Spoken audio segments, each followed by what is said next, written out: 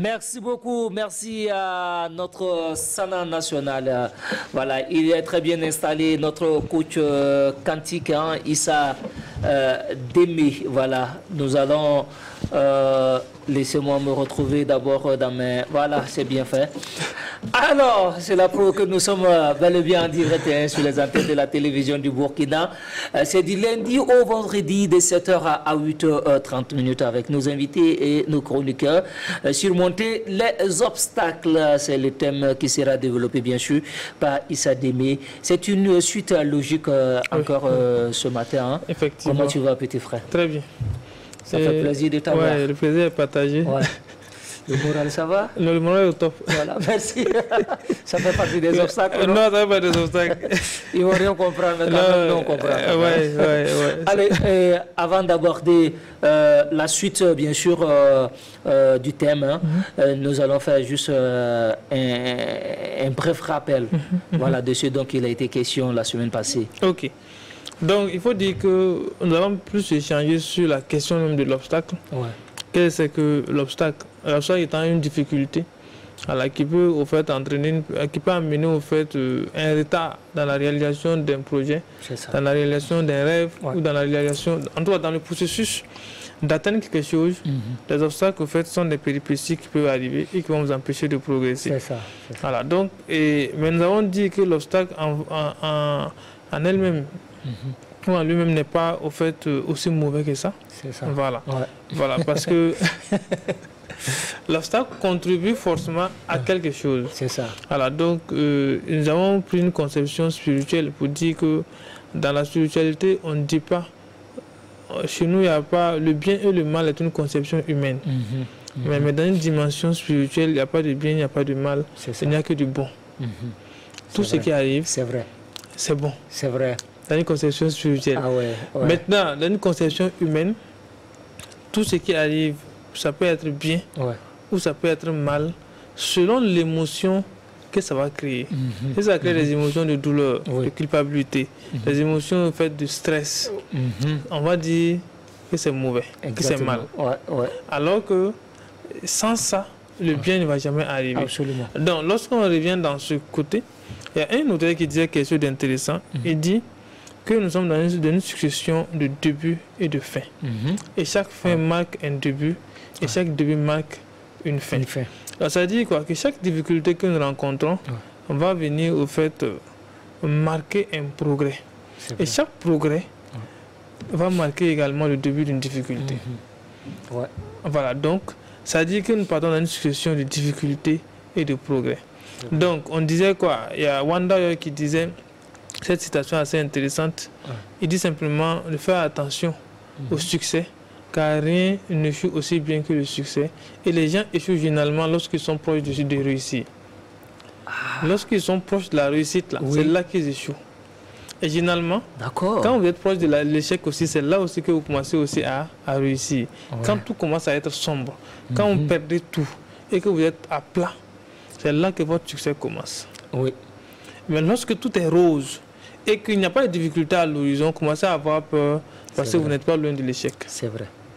Voilà. Et les gens ne tiennent pas compte de ça.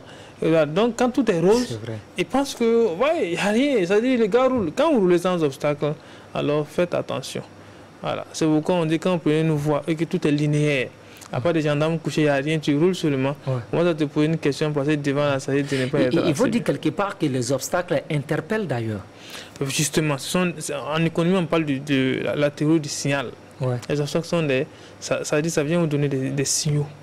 Pour dire que ici, là, faites attention. C'est ça. Faites attention parce que, voilà. Mais c'est comme ça. Ça veut dire quoi? Vous n'allez même pas comprendre, vous faites la beauté de la réussite ou du succès tant que vous n'avez pas eu d'obstacle. Quelle histoire vous allez raconter? Quand on écoute les grands entrepreneurs aujourd'hui qui viennent raconter, on ne les écoute pas à cause de leurs milliards. Non. On les écoute à cause des difficultés qu'ils ont traversées. C'est vrai. Quand Apollinaire vient dire que c'est une poule de sa maman qu'il a pu vendre à 100 francs et puis venir à Ouaga. Mais c'est ça que les gens veulent écouter. Mais tout ce qu'il a eu à construire, on ne va pas le tenir. Mais la seule chose qu'on va retenir de lui, c'est qu'il a battu. C'est-à-dire que c'était tellement dur que lui n'avait même pas 100 francs. Et que souvent, il n'arrivait même pas à avoir 5 francs pour manger. 5 francs. C'est ce qu'il peut prendre une poule pour aller vendre. Exactement. Donc, ça déjà, ça montre à quel point ce que la personne a traversé. C'est ça. Voilà. Et c'est ce qu'on attend. On dit quoi? Personne ne veut attendre. Ce n'est pas la réussite que les gens veulent entendre. Non. C'est souvent j'aime dire aux gens, vous savez que les gens sont mauvais parce que c'est là où c'était dur. Là, quand vous leur dites que vous avez du mal à manger, alors vous avez dormi dehors au bord du camion. C'est ça qu'ils veulent entendre. Mais et c'est ça qu'ils veulent que tu revives. Revivre, bon, il y a des gens en fait qui c'est leur souhait, c'est leur souhait. Beaucoup de personnes, mais d'autres aussi. On dit on va te voir ici. Alors on va te voir ici. Alors on va te voir ici. Que nous, tout le monde t'a sur vu. le terrain, on comprend. Voilà, que tout le monde t'a vu ici. Ah, t'as vu, mais on va te voir encore ici. Mais j'ai utilisé cette phrase à Salfo qui dit que il faut souvent prier à ce que les autres arrivent là où vous êtes pour qu'on puisse les critiquer aussi. Exactement. J'ai suivi cette émission d'ailleurs. Voilà, donc. Alors, quelle est la contribution du cantique pour aider les gens à mieux gérer, bien sûr, les obstacles? Ok, le cantique étant basé premièrement sur la pensée. C'est-à-dire toute la théorie du cantique, ça est basé essentiellement sur la question de la pensée. Donc, la première des choses pour pouvoir surmonter les obstacles, le fait, c'est de pouvoir simplement changer sa perception sur les obstacles. Alors, lorsque vous prenez les difficultés comme étant des difficultés, vous n'allez jamais pouvoir progresser. C'est ça. Vous allez vous créer des ennemis, vous allez créer au fait des situations, vous allez créer des maladies et vous allez vous stresser pour rien. La vie n'est pas linéaire. Parce que moi, j'aime dire aux gens qu'il faudra comprendre quelque chose d'important, à ce qu'on appelle la loi de la souffrance vitale. La souffrance fait partie intégrante de la vie. Est-ce que vous voyez? Et tout ce que l'univers a créé n'est pas mal pour l'homme. Ça contribue à forger l'homme. Est-ce que vous voyez? Quand un enfant, quand un nouveau-né vient sur terre, et le nouveau-né pleure, il dérange. Souvent, le papa veut souvent quitter la chambre pour dormir au salon. C'est ça. Est-ce que vous voyez? Mais ça contribue au développement de l'enfant, ces pleurs-là. C'est peut-être mal pour ceux qui sont dans les entourages, ils vont se plaindre. Mais sans ça, le cœur de l'enfant aussi ne sera pas assez bien pour supporter demain. Ça libère l'enfant. Ça libère l'enfant.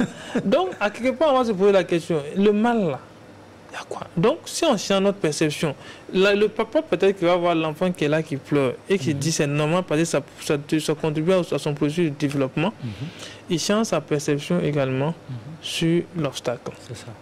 Donc, changer sa perception sur l'obstacle en se disant que l'obstacle n'est pas au fait une difficulté, ne vient pas pour nous empêcher, c'est juste un maître. Il y a un auteur qui disait que la souffrance est le maître et la sagesse est la leçon.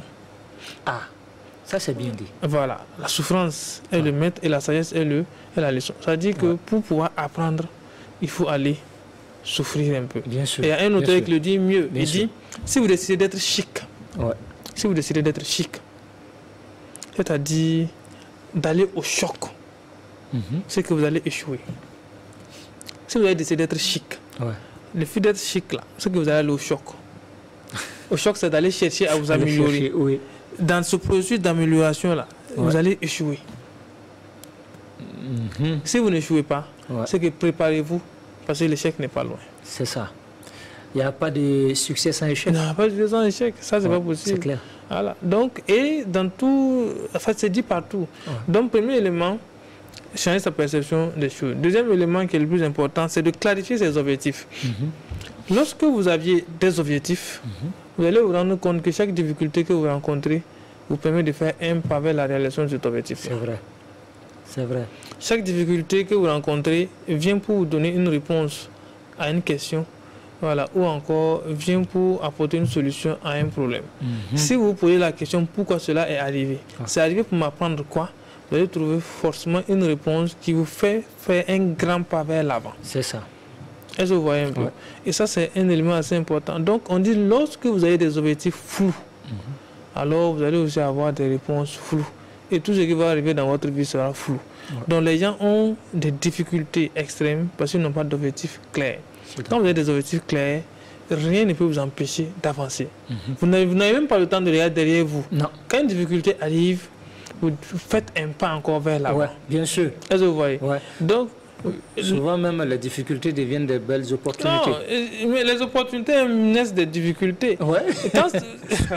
Il faut être entrepreneur pour comprendre que quand il n'y a pas de difficultés, on ne progresse pas. Ouais.